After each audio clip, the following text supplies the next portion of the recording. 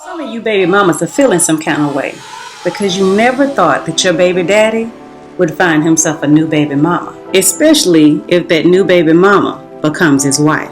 I can imagine that it would be hard watching her receive the ring you never got, move into the house that you've always wanted, and go on vacations you always dreamed of.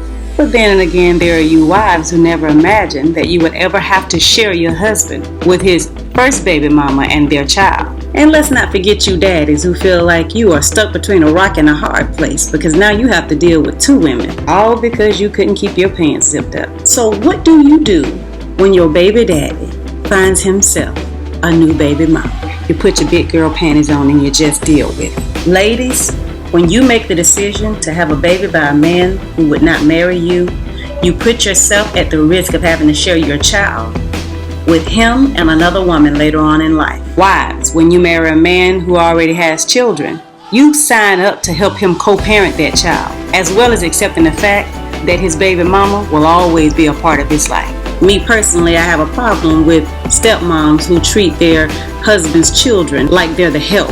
This isn't the story of Cinderella.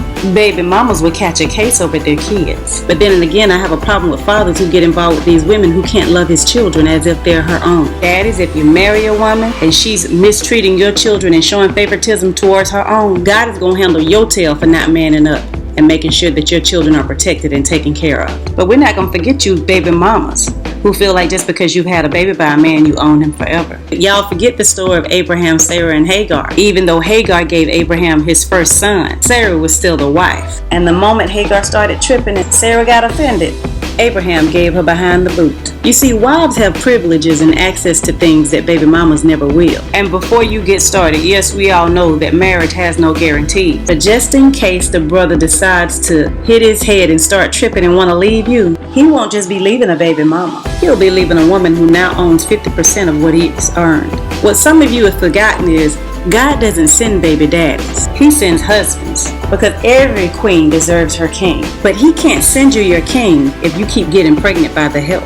Some of y'all are nothing more than concubines, but I'm going to digress on that. Baby mamas, it's time for you to accept the fact that it's over between you two. While he is still your child's father, he's with someone else and you need to respect that. As long as the new lady in his life is not mistreating your child, you need to be cool with her. And if you truly love your child more than you love yourself, you'll put your feelings aside and make sure that your child is raised up in a healthy, happy, loving home. Wives, you knew your husband had children before you married. If you're not going to love his kids like you would your own, you need to get on. Some of you are mistreating these kids to get back at their mamas, and that's wrong. God's going to handle your tail too. Baby daddies, if you marry a woman, make sure she's willing to love your children equally. Some of you are hooking up with these women and turning a deaf ear to the way they're treating your child. You're the father.